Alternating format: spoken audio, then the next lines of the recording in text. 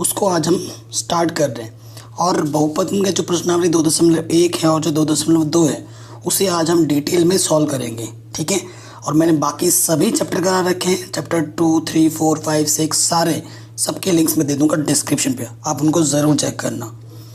तो देखो बहुपद ये आप पहली बार नहीं पढ़ रहे हैं, ये बहुपद के बारे में आप कक्षा 9 में भी पढ़ चुके हैं, ठीक है। अगर आपको बहुपद के बारे में ज़्यादा जानकारी नहीं है तो कोई दिक्कत नहीं, मैं इस वीडियो में थोड़ा इंट्रोडक्शन दे दूंगा। साथ ही साथ अगर आपको ज़्यादा जानकारी चाहिए तो कक्षा 9 में जो चैप्टर नंबर 2 है बहुपद, उसको भी आप ज़रूर देखिएगा, ठीक है।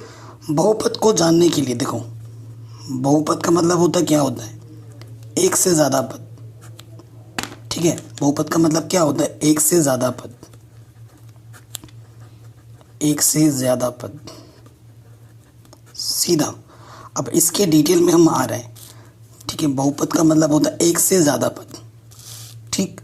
अब बहुपद के बारे में अगर आपको जानना है तो आपको दो चीज़ों के बारे में जानना पहले बहुत ज़रूरी है, एक है चर और एक है अचर।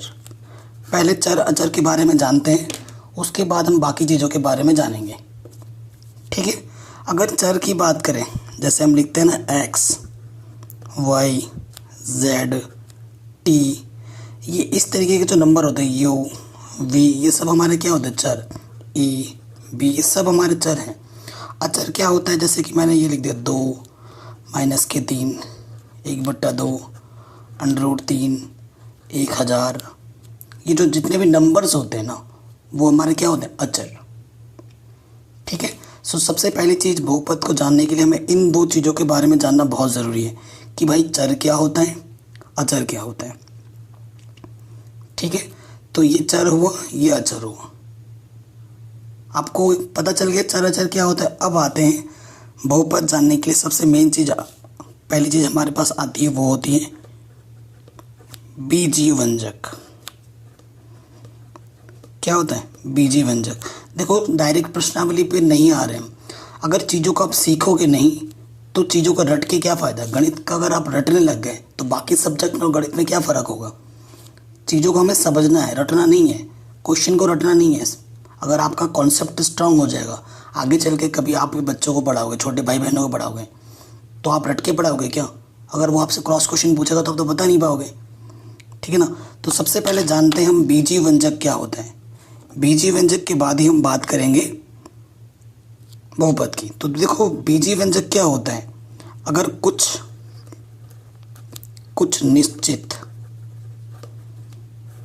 निश्चित हम चर लें तथा अचर लें, अचर राशियों, कुछ निश्चित चर तथा अचर राशियों के योग अंतर, गुणन,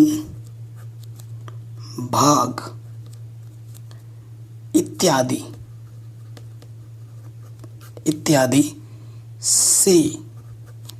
के संयोग से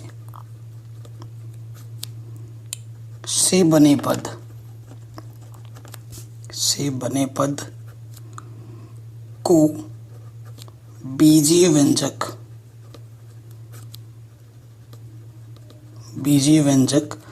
कहा जाता है या कहते हैं, ठीक है। ये जो चीज़ मैं बोला को हमारे पास मेन चीज़ क्या होगा, हमारे पास मेन चीज़ होगा, एक तो होगा चर, एक होगा अचर। चर और अचर को साथ में लेके उनका अगर आप जोड़ो, उसको घटाओ, उसका गुणा करो या उसका भाग दो, तो उसके संयोग से जो पद बनता है उससे हम क्या बोलते हैं, बीजीय व्यंजक। अगर मैं आपको उदाहरण दूं, एग्जाम्पल दूं, ठीक है, एग्जाम्पल दूं, जैसे मैंने एक अचर ले लिया 2 और एक चर ले लिया मैंने x², तो 2x², ये एक हमारा बीजीय व्यंजक है, ठीक है। अब इसमें मैं कुछ पद और जोड़ दे रहा हूँ, जैसे कि 4x, ठीक है, ये भी एक बीजीय व्यंजक है। और एक मैं लिखता हूँ जैसे कि √x + 7y, ये भी एक बीजीय व्यंजक है, ठीक है। जैसे कि मैंने ये लिख दिया 3x, ये लिख दिया मैंने 7y, ये सब हमारे बीजीय व्यंजक हैं, ठीक है, पदों को जोड़ रहे हैं, सिर्फ प्लस लेकर कुछ घटा भी दो, जैसे कि 7x माइनस के 3y। ठीक है, तो जोड़ घटाना गुणा भाग कुछ भी हो सकता है। तो ये हमारा बीजीय व्यंजक है ये सभी। अब हर एक बीजीय व्यंजक बहुपद होगा ये ज़रूरी नहीं है। ठीक है, हर एक बीजीय व्यंजक बहुपद होगा ये ज़रूरी नहीं है, यह आवश्यक नहीं है कि हर एक बीजीय व्यंजक बहुपद होगा। बहुपद होने के लिए कुछ नियम कानून है। बहुपद, आप बहुपद किसे बोलोगे? ठीक है, जो मैं आपको पढ़ा रहा हूँ प्लीज़ इसका नोट बना लेना। बहुपद किसे कहोगे आप? व्हाट इज़ बहुपद? तो ऐसे लिखना आप, ऐसे ऐसे बीजीय व्यंजक, ऐसे बीजीय व्यंजक को बहुपद कहते हैं।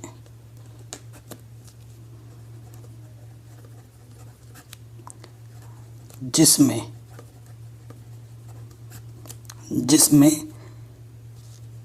3 चीज़ों का पालन होता है, नंबर 1, नंबर 2, नंबर 3। ठीक है, पहली चीज़ क्या है? आप बोलोगे सर पहली चीज़ क्या है? तो जो चर राशि होती है, चर राशि वही जो x y z होता है ना, चर राशि का जो घातांक होगा, मतलब जो पावर में लिखा जाएगा ऊपर, एक धनात्मक पूर्णांक होना चाहिए। पूर्णांक के बारे में जानते हैं ना, तो पूर्णांक अगर बात इसने की है धनात्मक पूर्णांक, यानी कि प्राकृतिक संख्या होनी चाहिए, धनात्मक पूर्णांक हो। पहली कंडीशन तो है कि जो भी आप चर लेंगे उसकी जो घात में होगी वो धनात्मक में होनी चाहिए। ठीक है, और पदों की संख्या निश्चित हो। ये निश्चित का मतलब है 500 को जो भी आप गिन सकते हैं, जो आप मुंह से बोल सकते हैं। अगर बहुपद को डॉट डॉट करके छोड़ा जाता है तो वो बहुपद नहीं होगा। पदों की संख्या उसमें निश्चित होनी चाहिए, पदों की संख्या निश्चित हो। ये दूसरा कंडीशन है कि पदों की संख्या निश्चित होनी चाहिए। और तीसरा पद क्या है? प्रत्येक पद में चर राशि का गुणांक एक वास्तविक संख्या हो। आप वास्तविक संख्या अभी चैप्टर नंबर 1 में पढ़ के आए हैं डिटेल में। ठीक है, आप वैसे जो आप पढ़ रहे हैं ना कक्षा 10 में, वो सभी की सभी वास्तविक संख्या के बारे में ही पढ़ रहे हैं। अभी आपको काल्पनिक संख्याओं के बारे में कोई भी ज्ञान नहीं है, तो ये ज़्यादा मैटर नहीं करेगा आपके लिए अभी फ़िलहाल के लिए। अगर मैं आपके लिए काल्पनिक संख्या बोलूँ, जैसे कि मैं लिख दूँ ये -2 में, तो ये काल्पनिक संख्या है। ठीक है, इसका हल संभव नहीं है, लेकिन कक्षा 11 में इसका हल संभव है गणित में। ठीक है, काल्पनिक संख्या है। तो अगर ऐसा कुछ गुणांक में आता है तो नहीं काउंट होगा, उसे हम नहीं ले सकते।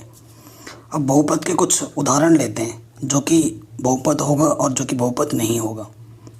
ठीक है, जैसे कुछ उदाहरण ले रहा हूँ मैं, क्योंकि क्रॉस मेथड जब हम अप्लाई करते हैं तो उसी से हमारा कॉन्सेप्ट क्लियर होता है। तो कुछ उदाहरण मैं यहाँ पर लिख दे रहा हूँ, जैसे कि यहाँ लिखा मैंने x³ + 2x² + 7x। एक मैंने लिख दिया यहाँ पर x² - k/x। ठीक है, फिर मैंने लिख दिया यहाँ पर x। ठीक है, यहाँ पर लिख दिया मैंने 2x² - kx + 7। ठीक है, और फिर यहाँ पर मैंने लिख दिया √3x² + 7x - k/x। ये 4 मैंने उदाहरण लिए।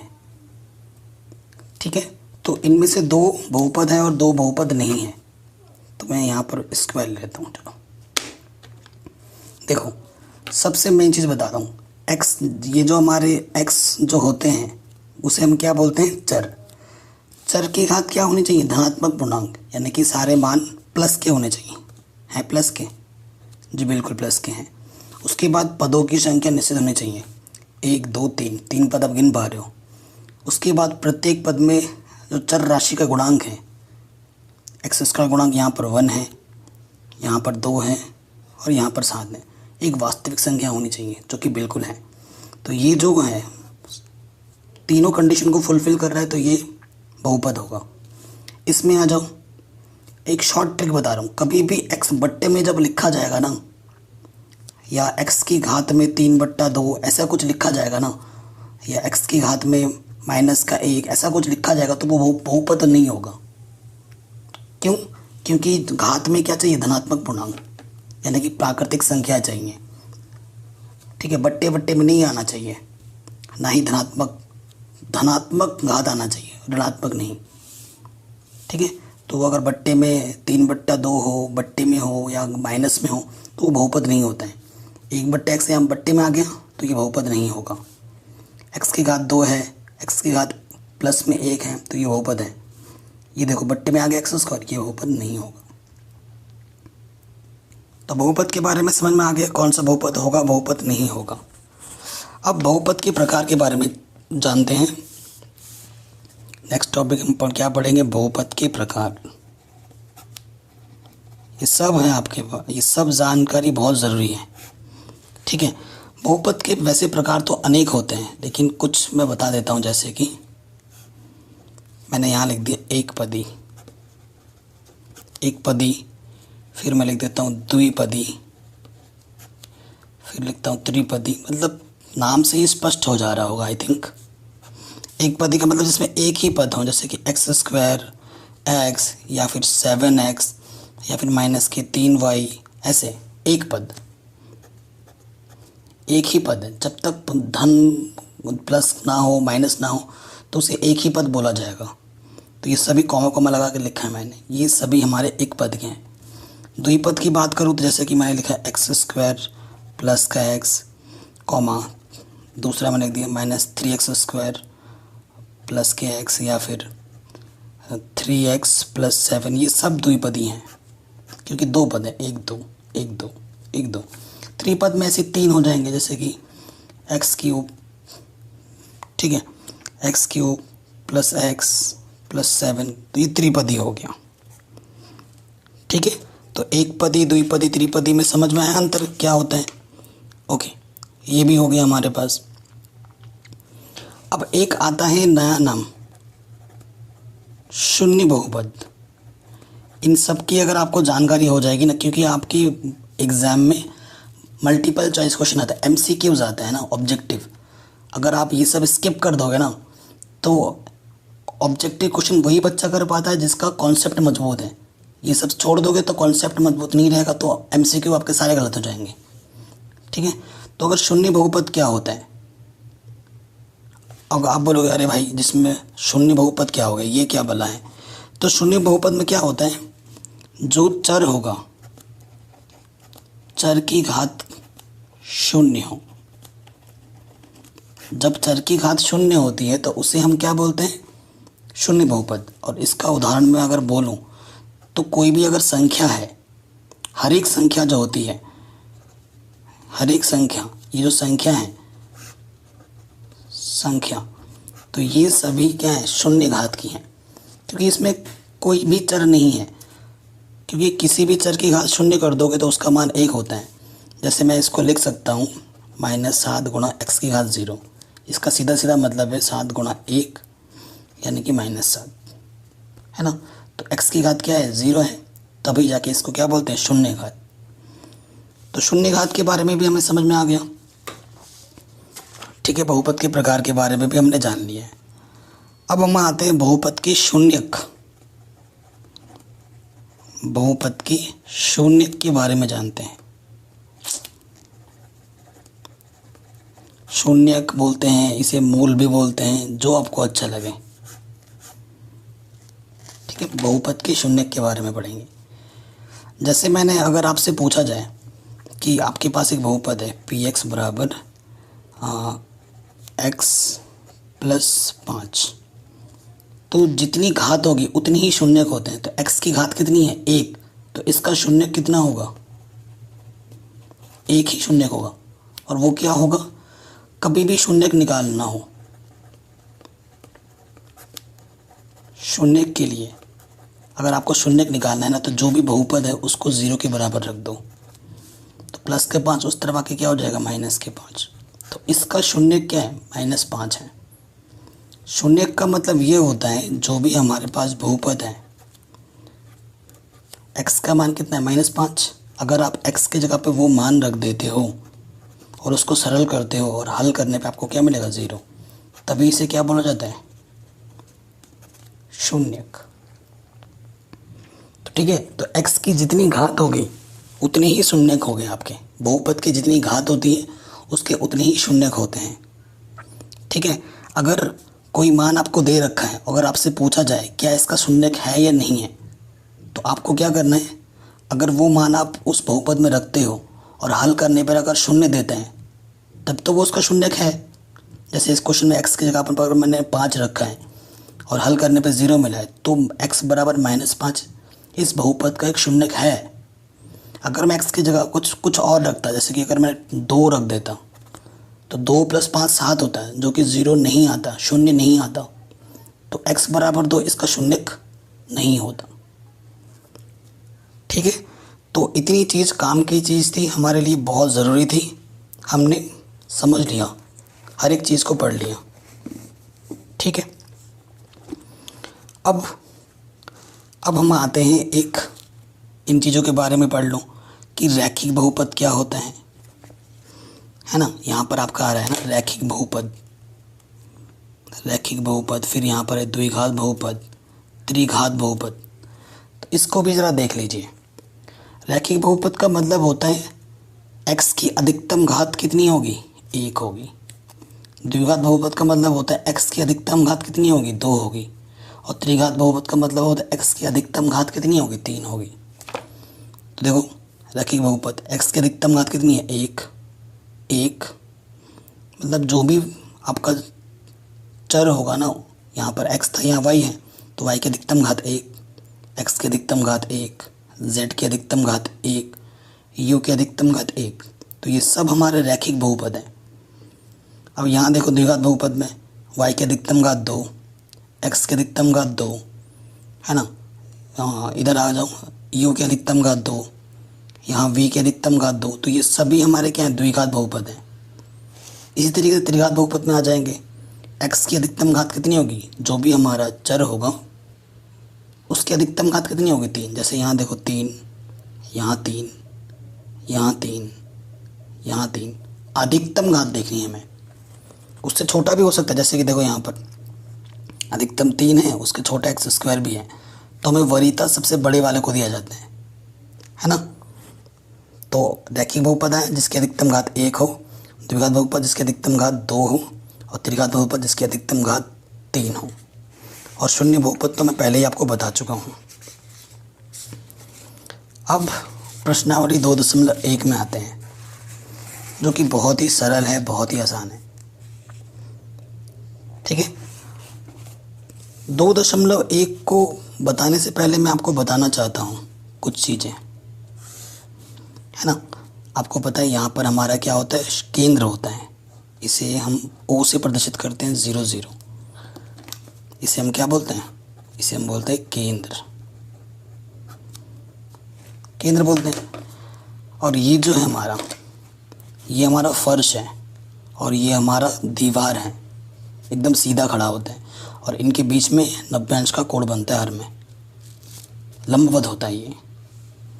इधर x का मान प्लस में होता है, इधर x का मान माइनस में होता है, इधर y का मान प्लस में होता है, इधर y का मान माइनस में होता है, डैश कर दिया। तो अगर यहाँ 1 है, यहाँ 2 है, 3, इधर होगा -1, -2, -3, इधर 1 2, इधर -1 -2। ठीक है, ये चीज़ हमें पता है।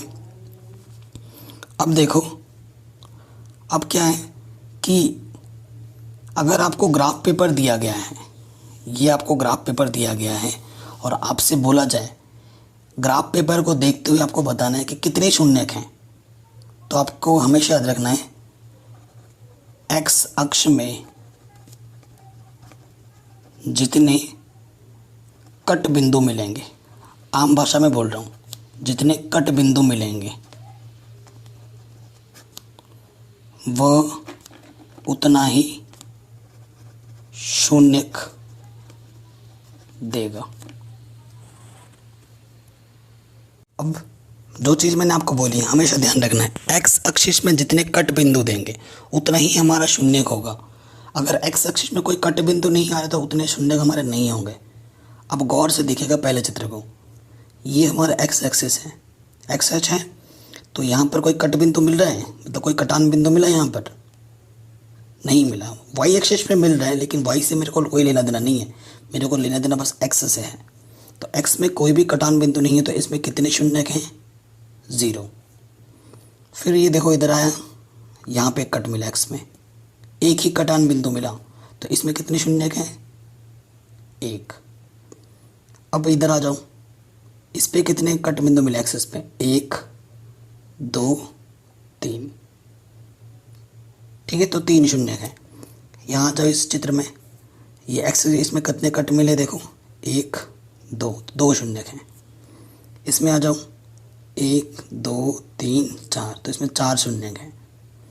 इसमें आ जाओ, 1 यहाँ 2 यहाँ 3, तो इसमें कितने शून्य हैं? 3। ठीक है, तो ग्राफ पेपर देख के भी हमने शून्य का ज्ञात आराम से कर ली, कोई भी परेशानी नहीं हुई हमें। तो इस तरह के प्रश्न आपसे पूछे जा सकते हैं एग्ज़ाम में। ठीक है, सो जो 2.1 प्रश्नावली है उसे हमने बड़ी आसानी के साथ कर लिए हैं। ठीक है, कोई भी दिक्कत हमें नहीं हुई है। 2.1 ख़त्म। अब आते हैं हम 2.2 में। अब हम 2.2 प्रश्नावली को करेंगे, लेकिन 2.2 प्रश्नावली को करने से पहले ठीक है कुछ चीज़ें आपको बतानी ज़रूरी हैं, उसके बिना काम नहीं बनेगा। बहुत ही सरल सा प्रश्नावली है 2.2। देखिए कैसे होगा। ये हमें द्विघात समीकरण के बारे में जानना पड़ेगा। द्विघात बहुपद या द्विघात समीकरण,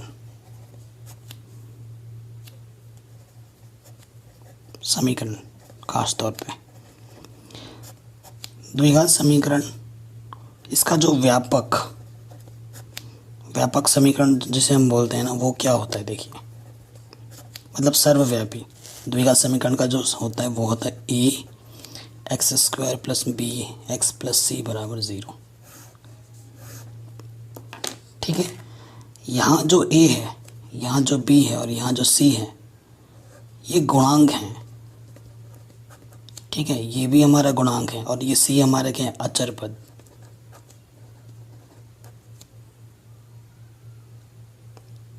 तो देखो, ये द्विघात समीकरण या द्विघात बहुपद तभी संभव है जब यहाँ स्पेशल कंडीशन है, जब a का मान क्या ना हो? 0 ना हो। अगर a का मान 0 होगा तो ये द्विघात बहुपद या द्विघात समीकरण नहीं रहेगा। समीकरण इसलिए क्योंकि इस एक बराबर करके 0 लगाया है। अगर ये बराबर 0 हटा दूंगा तो इसे द्विघात बहुपद बोलूँगा मैं। अगर बराबर करके 0 लिख देता हूँ तो मैं द्विघात समीकरण बोलूँगा इसको। ठीक है, तो x की अधिकतम घात कितनी है? 2। तो शून्य कितने मिलेंगे यहाँ पर मेरे को? 2। एक को मैं अल्फ़ा बोलूँगा, एक को मैं बीटा बोलूँगा। अब थोड़ा हैबिट में डाल लूँ इस चीज़ को, अल्फ़ा बीटा के जो कॉन्सेप्ट को ना हैबिट में डाल लूँ। ठीक है, तो इसमें एक नियम होता है, एक जांच बोल लो या संबंध बोल लो। संबंध क्या बोलते हैं? ये लिखना है, किसी बहुपद के शून्य को और गुणांकों में संबंध। शून्य हमारा अल्फ़ा और बीटा है, गुणांक हमारे a b c हैं। इनके बीच में क्या संबंध होता है? तो पहला जो संबंध है शून्यकों का योगफल। शून्यकों का योगफल का जो संबंध है ना, वो सूत्र क्या होता है? एक शून्यक अल्फ़ा है, एक शून्यक बीटा है, तो सूत्र इसका होता है -b/a। ये b x का गुणांक, a x² का गुणांक। ठीक है, ये सही है ना? हिंदी में लिखूंगा तो थोड़ा याद करने में दिक्कत हो जाएगी। दूसरा जो फॉर्मूला है आपका वो है शून्यकों का गुणनफल। दूसरा क्या है? शून्यकों का गुणनफल। इसमें क्या संबंध है कि एक शून्यक अल्फ़ा है गुणा दूसरा शून्यक बीटा है, तो इसमें सूत्र लगता है c/a। ये आपस में बराबर होंगे। ठीक है, ये आपस में हमारे क्या होने चाहिए, बराबर। आ गया समझ में। अब हम आते हैं प्रश्नावली 2.2 में। तो देखिए प्रश्नावली 2.2 में आने से पहले यहाँ पे कुछ उदाहरण है, उदाहरण नंबर 2, उदाहरण नंबर 3। ठीक है, सो ये जो उदाहरण नंबर 2 और उदाहरण नंबर 3 ये पहले से ही सरल किए हुए हैं। आप प्रश्नावली 2.2 को मैं कराऊंगा, उसको देखने के बाद उदाहरण नंबर 2 ये मैं आपको होमवर्क दूंगा, और उदाहरण नंबर 3 ये भी मैं आपको होमवर्क दे रहा हूँ। पहले 2.2 को पूरा देख के फिर ये आपको खुद से करना है। ठीक है, प्रश्न देखना और हल आप पहले करना। अगर हल आपसे नहीं बन पाता फिर ये उदाहरण का जो हल है उसको देखना। इससे आपको पता चल जाएगा कि आपने कितना सीखा है इस वीडियो में। ठीक है, और आप कमेंट करके ज़रूर बताना कि आपसे हुआ या नहीं वीडियो देखने के बाद, और आपको वीडियो कैसी लगी वो भी ज़रूर बताना। अब हम आते हैं प्रश्नावली 2.2 में। ठीक है, तो प्रश्न में क्या बोल रहे हैं, निम्न द्विघात बहुपदों के शून्य ज्ञात कीजिए और शून्यकों तथा गुणांकों के बीच के संबंध की सत्यता की जांच कीजिए। ठीक है, इन सब के शून्य भी निकालनी है और वो जांच भी करना है। जो मैंने अभी आपको संबंध बताया था ना, अल्फ़ा प्लस बीटा माइनस की बी अपॉन है, अल्फ़ा गुणा बीटा सी अपॉन है, वो हमें जांच भी करनी है इन क्वेश्चन में। ठीक है, अब देखिए पहले क्वेश्चन में आते हैं। पहला क्वेश्चन हमारे पास है x² माइनस की 2x माइनस का 8। शून्यक निकालना है आपको। क्या निकालना है, शून्यक के लिए क्या करते हैं, मैंने आपको स्टार्टिंग में ही बोला, जो भी बहुपद होता है उसको किसके बराबर रखते हैं, 0 के बराबर। है समझ में। अब यहाँ पर नियम ढंग से देखना, इस नियम को हमें ढंग से देखना है। देखो x² का जब गुणांक कुछ भी नहीं है तो 1 है, क्योंकि किसी भी संख्या को 1 से गुणा करते हैं तो वही रहता है। इसमें नियम क्या होता है, इस विधि का जो नाम है वो है गुणनखंड विधि। क्या विधि है, गुणनखंड विधि। द्विघात समीकरण को हल करने के आप कई सारे विधि पढ़ेंगे कक्षा 10 में। गुणनखंड विधि है, द्विघात सूत्र है, ठीक है, पूर्ण वर्ग बनाने की विधि है। तो प्रश्न में जैसा बोलेगा, जिस विधि का वर्णन करेगा उसी विधि से ही हमें करना है, और किसी दूसरी विधि से आप करोगे तो नंबर नहीं मिलेंगे। अगर एग्ज़ाम में कुछ नहीं बोल रहा है तो आपकी मर्ज़ी है, जो भी विधि आपको अच्छी लगती है उस विधि का प्रयोग कर सकते हैं। अब देखिए क्या करना है, इसमें नियम क्या कहता है। ठीक है, ये जो 2 नंबर हैं इसको और इसको आपस में गुणा करो, 1 गुणा 8, 8। ठीक है, 8 आ गया। हमें ऐसे 2 नंबर लेने हैं जिनकी गुणा करें तो 8 आता हो और घटाए तो 2 आता हो। इसके गुणांक को देखा जाता है। हमें ऐसे 2 नंबर लेने हैं जिनकी गुणा करें तो 8 आता हो और घटाएं तो 2 आता हो। बहुत अच्छा होगा अगर आपके मन में तुरंत क्लिक कर रहा है, क्योंकि आपको पता है 4 दूनी 8, 4 में से 2 घटाओगे तो 2 आता है। पता चल गया, बहुत जल्दी क्लिक कर गया आपके मन में। अगर सपोज़ करो आपके मन में क्लिक नहीं कर रहे हैं तो जो भी नंबर गुणा करने पे आया ना उसको आप कर दो गुणनखंड। 2 चौके 8, 2 दूनी 4, 2 एकम 2, छोटे छोटे टुकड़ों में काटना है और यहीं से आपको गुणनखंड मिल जाएगा। जैसे कि 2 दूनी 4 और ये 2, तो यहाँ से 4 और यहाँ से 2, 4 और 2 की गुणा करूँगा तो मेरे को 8 मिलेगा, 4 में से 2 मैं घटाऊँगा तो मेरे को 2 मिलेगा। ठीक है, यहीं से ही पता चल जाता है। अब देखिए कैसे किया जाएगा। ये माइनस है, यहाँ माइनस रखो। जब भी माइनस वाला है तो ब्रैकेट लगा दो पहले ही, हमें रिस्क नहीं लेना है, क्योंकि 1 प्लस माइनस आपका पूरा सवाल बिगाड़ देगा। तो क्या था, 4 और 2, तो 4x घटाना है तो घटाने का चिन्ह, फिर ये 2x। ठीक है, बाहर से क्या है माइनस के 8, इधर 0, कोई दिक्कत नहीं। x² माइनस के 4x अंदर गुणा करेंगे ना, माइनस माइनस प्लस। अब यहाँ से एक जोड़ा, यहाँ से एक जोड़ा। इस जोड़े से क्या उभयनिष्ठ, उभयनिष्ठ का मतलब ऐसी संख्या, ऐसी न्यूनतम संख्या जो दोनों पदों में जिसका भाग चला जाए। तो x का भाग दोनों में जाएगा, तो x की घात 1 बाहर आ गया। यहाँ x की घात 2 है, x की घात 1 आपने बाहर निकाल दी तो x की घात 1 ही बचेगा। ये एक्स तो बाहर आ गया, तो यहाँ से क्या बचेगा 4, प्लस का चिन्ह प्लस लगा दिया।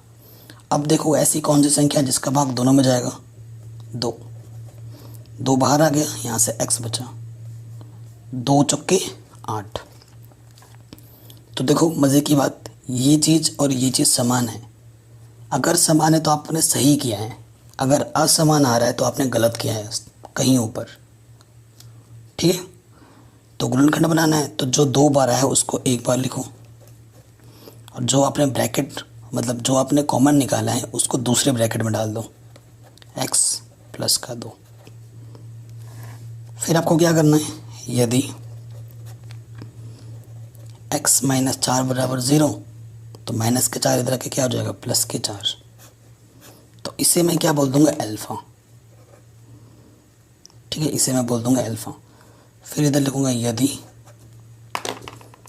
इसको 0 रखना है, अब प्लस के 2 इधर के क्या हो जाएगा, माइनस के 2। तो ये मेरा क्या हो जाएगा, बीटा। तो ये मेरे 2 मूल हैं, आंसर आ गया है। अब आपको क्या करना है, जांच के लिए देखो सबसे पहले हमारे पास दिया है, क्या दे रखा है हमें, x² माइनस के 2x माइनस के 8 बराबर 0। ये द्विघात समीकरण में दे रखा है। ठीक, तो यहाँ देखो हमारे पास क्या है, x² का गुणांक कुछ नहीं है तो 1, b क्या होता है, x का गुणांक माइनस के 2, और c क्या है हमारे पास, माइनस के 8। कोई दिक्कत नहीं है। फिर देखो हम क्या करेंगे, पहला शून्यकों का योगफल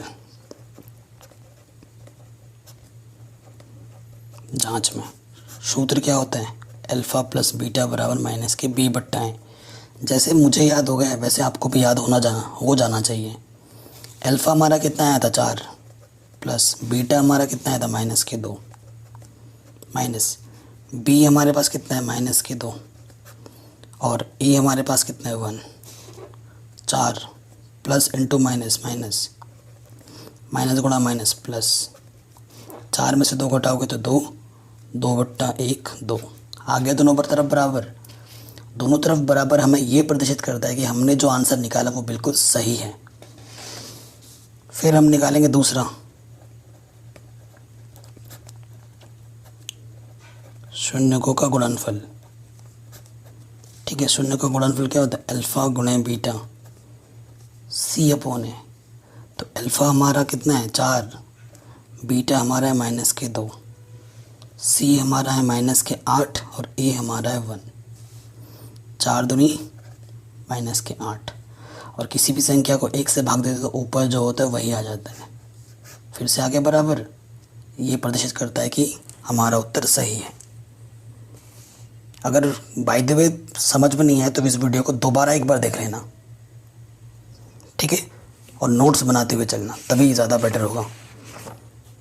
तो पहला क्वेश्चन हमारा आराम से बन गया। अब आ जाओ, सेम उसी टाइप का क्वेश्चन है, लेकिन इसमें क्या किया गया है, x की जगह h लिख दे, y लिख दे, u लिख दे, t लिख दे, इससे कोई फ़र्क नहीं पड़ता। हमारा क्वेश्चन करने का तरीका बिल्कुल वैसा ही रहेगा। ठीक है, अब हम आते हैं सेकंड नंबर पर। क्या है ये, 4h² 4h प्लस 1, शून्य के लिए से क्या कर देते हैं, इक्वल टू 0। फिर से वही चीज़ है, इसकी और इसकी गुणा करेंगे। तो ऐसी 2 संख्या लेनी है जिनको गुणा करने पे 4 है और जोड़ने पे भी कितना है, 4 है। ठीक है, जोड़ने पे भी कितना है, 4 है। 2 गुणा 2 4 होता है, 2 को जोड़ो तो 4 होते हैं, सिंपल।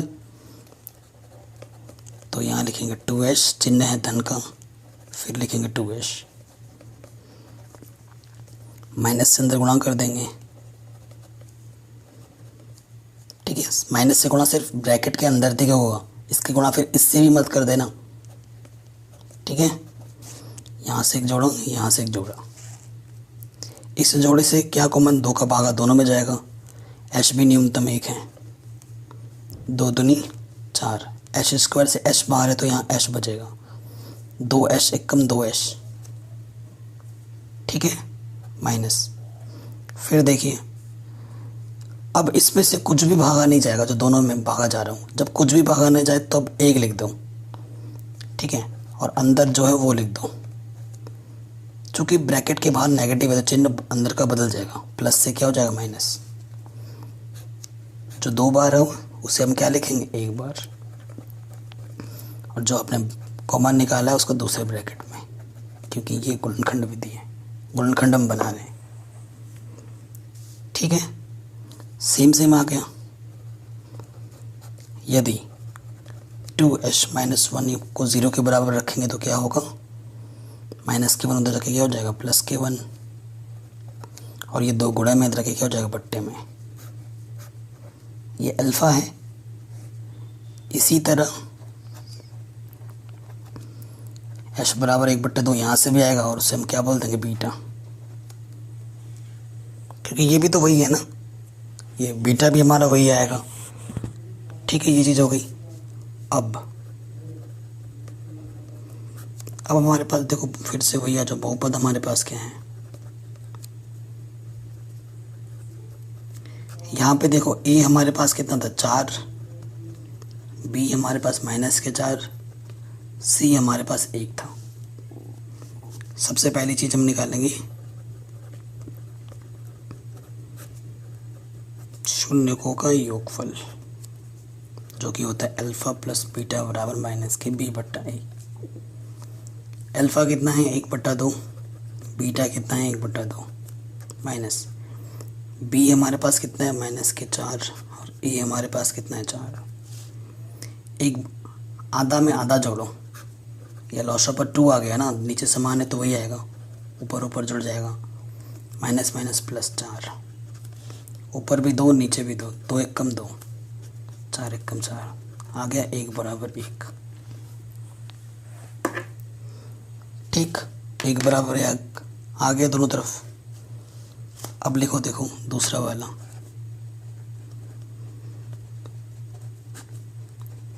शून्यकों का गुणनफल, वो क्या होता है अल्फ़ा गुणा बीटा c/a, यही होता है। तो अल्फ़ा कितना है हमारे पास 1/2, बीटा भी हमारे पास 1/2, c हमारे पास 1 है और a हमारे पास 4 है, 1 कम 1, 2 दूनी 4,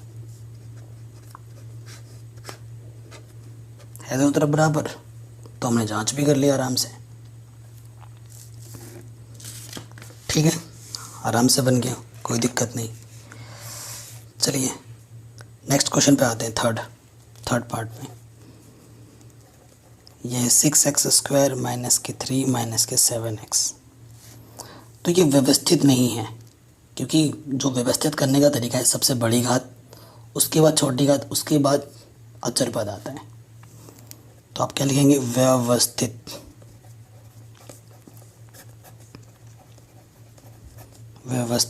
करने पर यह आ जाएगा 6x² -7x -3। शून्य निकालना है तो 0 रख दिया। नियम पता है हमें, इसकी गुणा इसके साथ, है ना, ऐसी 2 संख्याएं हमें लेनी है, 6 गुणा 3 यानी कि 18। ऐसी 2 संख्याएं लो जिनको आप गुणा करें तो 18 है और घटाने पे 7 आए, 9 दूनी 18, 9 में से 2 घटाओगे तो 7 आएगा, ठीक है। तो 9x -2x और बाहर है -3, -9 से अंदर गुणा कर दो तो ये -9x माइनस प्लस के 2x, यहाँ से एक जोड़ो, यहाँ से एक जोड़ो, इस जोड़े से क्या भागा जाएगा दोनों में 3 का, और क्या x दोनों में कॉमन है, 3 दूनी 6, x² से x बाहर है तो एक ही x बचेगा, 3 3 9, x बाहर आ गया तो 3 ही बचेगा। अब यहाँ से कोई संख्या ऐसी नहीं है जो दिन में दोनों का भागा चला जाए। जब कुछ भी नहीं होता है तो एक कॉमन निकाल लेते हैं। समान है यानी कि सही किया है। अब गुणनखंड बनाओ, जो 2 बार है उसको एक बार लिखते हैं और जो आपने उभयनिष्ठ निकाला है उसको दूसरे में यहाँ। ठीक है, फिर से वही, यदि 2x - 3 बराबर 0 तो ये माइनस का 3 इस तरफ आके क्या हो जाएगा प्लस के 3, तो ये 2 गुणा में रख के क्या हो जाएगा बट्टे में, इसे हम बोल देंगे अल्फा। अब इसको 0 रखोगे, प्लस का 1 इधर आके माइनस का 1 और ये गुणे में इधर आके क्या हो जाएगा बट्टे में,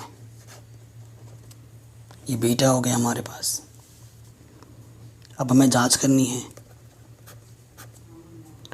तो देखो यहाँ ए के स्थान पर क्या है 6, ए के स्थान पर 6 है, बी के स्थान पर माइनस के 7 और सी के स्थान पर -3। ए के स्थान पर 6, बी के स्थान पर माइनस के 7 और सी के स्थान पर -3। तो सबसे पहले हम निकाल रहे हैं शून्यकों का योगफल।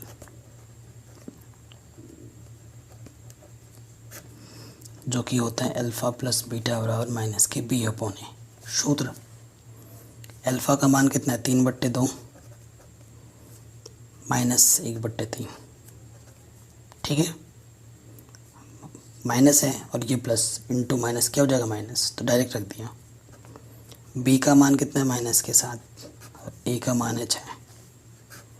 लॉसों पर कितना आएगा 3 दूनी 6, इसके गुणा इसके साथ 3 3 9 -2 1 कम 2 माइनस माइनस प्लस, 9 में से 2 गया 7/6 7/6। ठीक है, दोनों तरफ बराबर आ गया। अब शून्यकों का योगफल हो गया। अब निकालते हैं नंबर 2, शून्यकों का गुणनफल, जो कि होता है अल्फ़ा गुणा बीटा बराबर c/a। तो अल्फ़ा हमारे पास कितना है 3/2 गुणा बीटा हमारे पास कितना -1/3, सी हमारे पास क्वेश्चन में -3 और ए हमारे पास है 6। 3 से 3 कटा, 3 कम 3 3 दूनी 6, यहाँ से भी बचा -1/2, यहाँ से भी -1/2। तो दोनों तरफ बराबर आ गया, कोई दिक्कत नहीं है, आराम से बन गया। ठीक है, अब आ जाते हैं नेक्स्ट क्वेश्चन में, चौथे में। देखिए ये है चौथा क्वेश्चन। ठीक, तो वो क्या है 4u² + 8u। शून्य निकालना है तो 0 रखेंगे। अब इस क्वेश्चन में देखो एक परिवर्तन है, इसमें c अचर पद नहीं है, और जब अचर पद नहीं है तो वो जो ऊपर वाले जो विधि मैंने आपको सिखाई है तीनों क्वेश्चन में, ये यहाँ नहीं रख सकता। ठीक है, और जब भी एक पद मिस होता है ना, सवाल और आसान हो जाता है। तो हम यहाँ से उभयनिष्ठ निकालेंगे। तो क्या कॉमन है दोनों में, 4 तो दोनों में भागा जाएगा और u भी कम से कम, तो 4u उभयनिष्ठ है। 4 बाहर आ गया, u² से u बाहर है तो यहाँ u बचेगा, 4 दूनी 8, u से u बाहर है, तो ये बन गए 2 गुणनखंड। यदि 4u बराबर 0, 4 गुणे में इधर के बट्टे में आ जाएगा, तो u का मान क्या होगा 0, ये हमारा अल्फ़ा है। दूसरा, यदि u + 2 बराबर 0, तो प्लस का 2 इधर के क्या हो जाएगा -2, तो ये हमारा बीटा है। चूँकि देखो a हमारे पास कितना था 4, b हमारे पास कितना था 8 और c हमारे पास था ही नहीं, तो क्या लिखेंगे 0। ठीक, अब हम पहला का निकालेंगे शून्यकों का योगफल।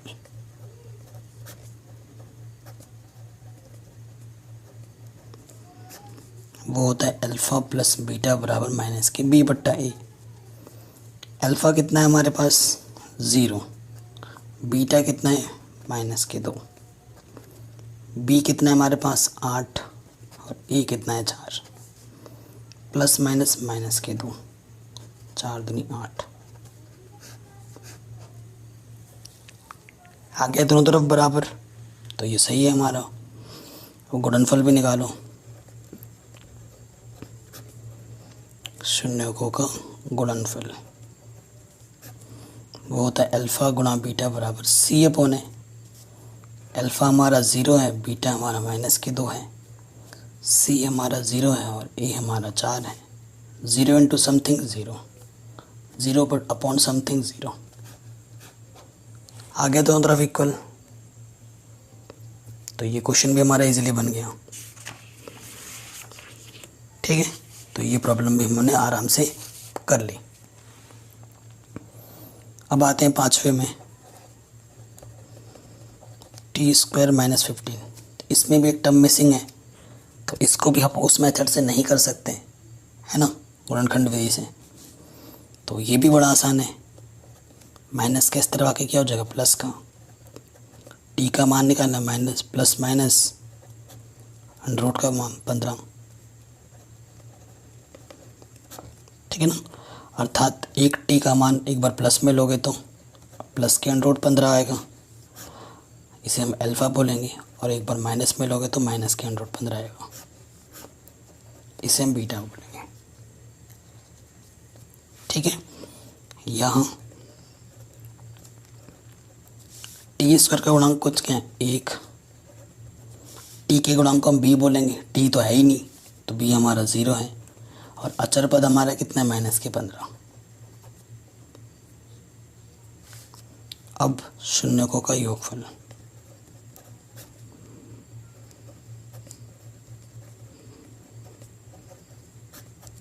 शून्यकों का योगफल यानी कि अल्फ़ा प्लस बीटा बराबर -b अपॉन ए। अल्फ़ा कितना है हमारे पास +15, बीटा हमारे पास है √-15, बी हमारे पास 0 है, ए हमारे पास 1 है। प्लस के √15 में से माइनस के √15 घटा दोगे तो 0 आ जाएगा, और 0 बट्टा समथिंग क्या होता है 0।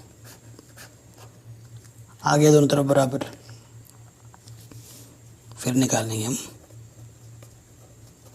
शून्यकों का गुणनफल। तो शून्यकों का गुणनफल क्या होता है, अल्फ़ा गुणा बीटा यानी कि सी अपॉन ए। तो अल्फ़ा कितना है हमारे पास प्लस के √15 और बीटा कितना है माइनस के √15। सी हमारे पास -15 है और ए हमारे पास 1 है। √15 गुणा √15 सिर्फ 15, -15 बट्टे 15, क्योंकि 2 बार अंडर होने पर हट जाता है गुणनफल में। ठीक है, तो ये क्वेश्चन भी हमारा आराम से बन गया। ऐसे ही छठे पार्ट पे आ जाते हैं। यहाँ क्या लिखा है 3x² - x - 4। ठीक है, इसको करते हैं हम।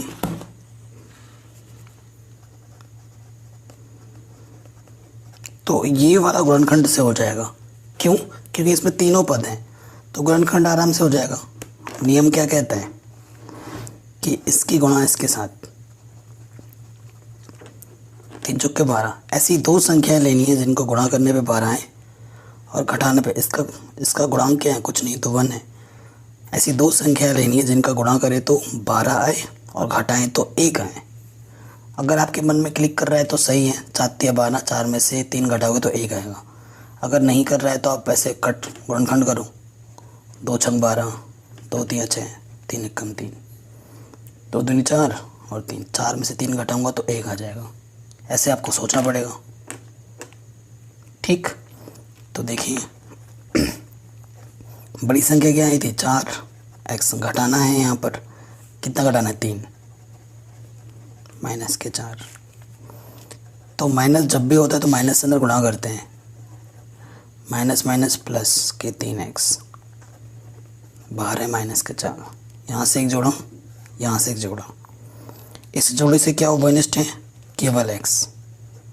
3 बचेगा यहाँ, x² से x बाहर आ चुका है तो सिर्फ x बचेगा, x बाहर है यहाँ से, फिर 4 बचेगा। इस जोड़े में कुछ भी कॉमन नहीं है, ऐसी कोई संख्या नहीं है जिसमें दोनों का भाग चला जाए। तो कुछ भी जब कॉमन नहीं होता तो एक लिखते हैं, और यहाँ पे जो आया है यहाँ पे भी तो वही आएगा ना, ठीक है। अब जो 2 बार आया होता है गुणनखंड बनाने के लिए उसको एक ही बार लिखा जाता है, और जो आपने कॉमन निकाला है उसको दूसरे ब्रैकेट में x और ये प्लस का 1। फिर यदि 3x - 4 बराबर 0, तो ये माइनस के 4 के प्लस के 4, तो ये गुणे के तरह के बट्टे में हो गया, तो ये अल्फ़ा है। यदि x + 1 बराबर 0, तो प्लस का आगे तरह के क्या हो जाएगा, माइनस का, ये हमारा बीटा है। हमारे पास बहुपद क्या था, 3x² x - 4। यहाँ देखो a कितना हमारे पास 3, b कितना है x का गुणांक माइनस का 1, और c हमारे पास कितना है माइनस के 4। अब इस वाले पार्ट का मैं जांच आप पे छोड़ रहा हूँ, क्योंकि इतने सारे क्वेश्चन करा दिए, एक आध प्रैक्टिस के लिए मैं अगर नहीं छोड़ूंगा तो मज़ा नहीं आएगा ना। तो ये वाला क्वेश्चन का प्रैक्टिस आपको करना है, जांच का। जितने भी अभी 5-6 महीने किए ना, एक तो आप कर लो, आंसर तो मैं निकाल ही चुका हूँ, बस जांच आपको करने दे रहा हूँ, ठीक है। जांच करके कर लेना आप, जांच आराम से हो जाएगा। अब ये क्वेश्चन में आते हैं, क्वेश्चन नंबर 2 बहुत ही आसान है ना, बहुत ही ज़्यादा आसान है। क्या बोल रहा है, एक द्विघात बहुपद ज्ञात कीजिए जिसके शून्यकों के योग तथा गुणनफल क्रमशः दी गई संख्याएं हैं। ठीक है, बहुत ही सरल, बहुत ही सरल। देखो, अगर आपको द्विघात बहुपद निकालना है, द्विघात बहुपद याद करना है आपको, ठीक है। अगर आपके पास शून्यकों का योगफल है, ठीक है, शून्यकों का योगफल क्या होता है, अल्फा प्लस बीटा। अगर आपके पास शून्यकों का गुणनफल है, जिसे हम बोलते हैं अल्फा गुणा बीटा, यही होता है। तो जो द्विघात बहुपद होगा ना, उसका सूत्र पता है क्या होता है, x के पदों में x² यहाँ लगा दो, माइनस ब्रैकेट के अंदर आता है अल्फ़ा प्लस बीटा, बाहर से x प्लस अल्फ़ा गुणा बीटा। इस सूत्र को याद कर लो। अगर ये पता है यहाँ रखो, ये पता है यहाँ रखो, आंसर आपका द्विघात बहुपद आराम से निकल जाएगा झटके में, एक बार में।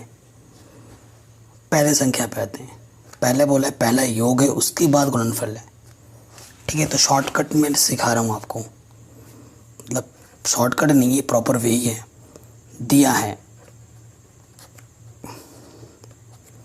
दिया है शून्यकों का योगफल, ऐसे लिख रहा हूँ मैं डायरेक्ट। दिया है शून्यकों का योगफल 1/4, और जो गुणनफल है अल्फा गुणा बीटा वो दे रखा है -1। तो द्विघात बहुपद क्या होगा, द्विघात बहुपद सूत्र ये होता है हमारे पास x² माइनस के अल्फ़ा प्लस बीटा गुणा अल्फ़ा बीटा।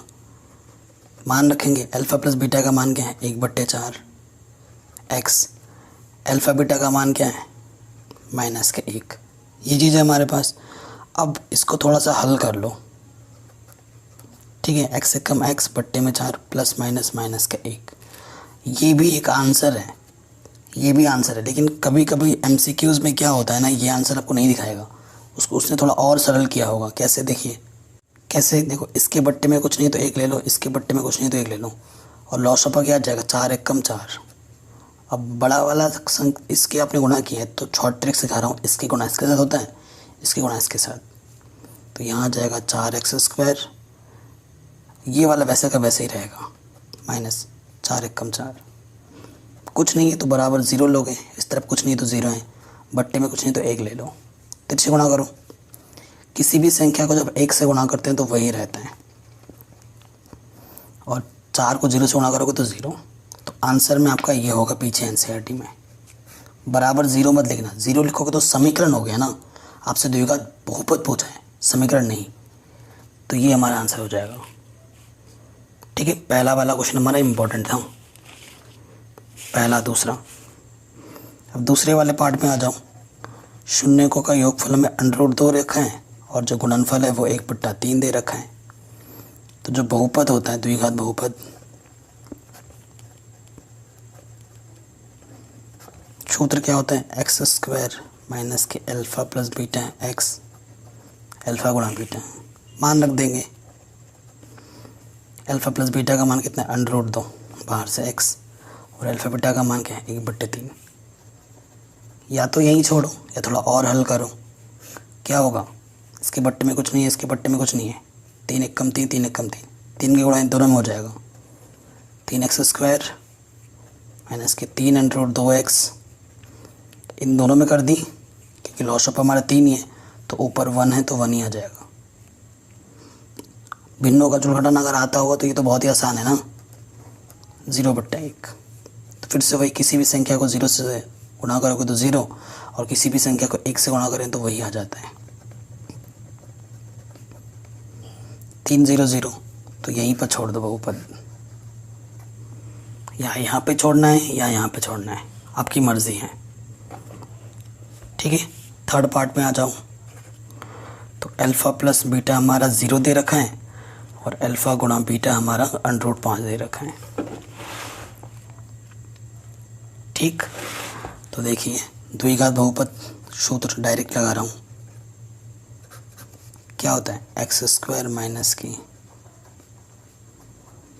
ये चीज़, अल्फ़ा प्लस बीटा क्या है? 0 गुणा x, और अल्फ़ा बीटा क्या है? √5।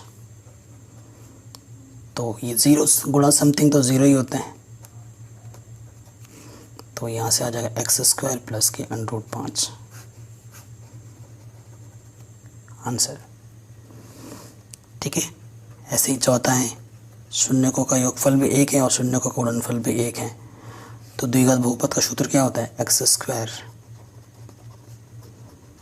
ये चीज़ मान रख दो, 1 गुणा x 1, तो यहाँ से आ जाएगा x², 1 गुणा x, x होता है, प्लस 1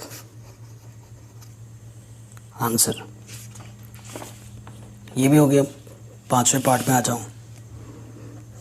पांचवें पार्ट में शून्यकों का योगफल भी 1/4 दे रखा है माइनस का, और गुणनफल प्लस के 1/4। तो द्विघात बहुपद क्या होता है? x², ये सूत्र है द्विघात बहुपद का, मान रख देंगे। माइनस का था ना, तो यहाँ माइनस लगा दो, और ये प्लस का है, तो माइनस माइनस क्या होता है? प्लस, x से कम x, इसके बट्टे में कुछ नहीं तो 1 ले लूँ, लॉस ऑफ क्या आ जाएगा? 4। डिटेल में सिखा दे रहा हूँ इस क्वेश्चन में। पहले क्या करते हैं? भाग, 1 चक्कू 4, 4 बार गया, 4 को ऊपर गुणा कर दो, 4 गुणा x, 4x², प्लस 4 1 कम 4, 1 को x से गुणा करेंगे वही आ जाएगा, 4 1 कम 4, 1 1 कम 1, तो ऊपर जो आएगा वही लिख दो, 4x² x + 1 आंसर। ठीक है, और छठा वाला क्या है? देखिए हमें दिया है, ऐसे पूरा एग्जाम में ऐसे लिखना है, दिया है शून्यकों का योगफल, यानी कि अल्फ़ा प्लस बीटा कितना दे रखा है? 4। फिर लिखेंगे शून्यकों का गुणनफल, ये हमें क्या दे रखा है? 1। लिखोगे आप, हम जानते हैं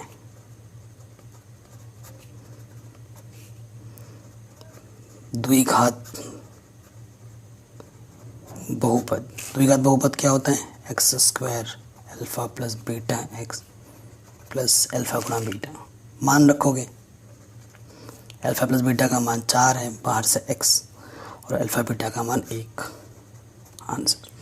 तो इस तरीके से हमारी जो चैप्टर 2 का पूरा डिटेल कॉन्सेप्ट है वो हमने जाना, 2.1 किया, 2.2 किया, और इसी तरीके से सभी चैप्टर मैंने करा रखे हैं। लिंक्स मिल जाएगी आपको डिस्क्रिप्शन पे।